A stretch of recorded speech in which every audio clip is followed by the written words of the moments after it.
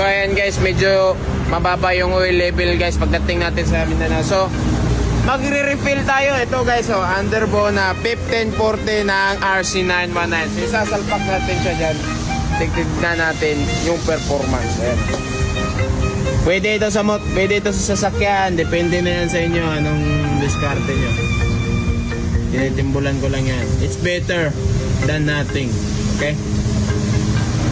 Light lang kasi natin yung oil level muna. Baka uusok to. Unahan lang malata.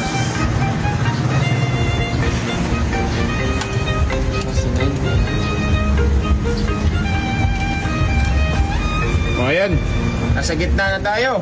Kanina nandyan, malapit na mawasak. Pero ngayon, wawasakin natin yung daan nila dito.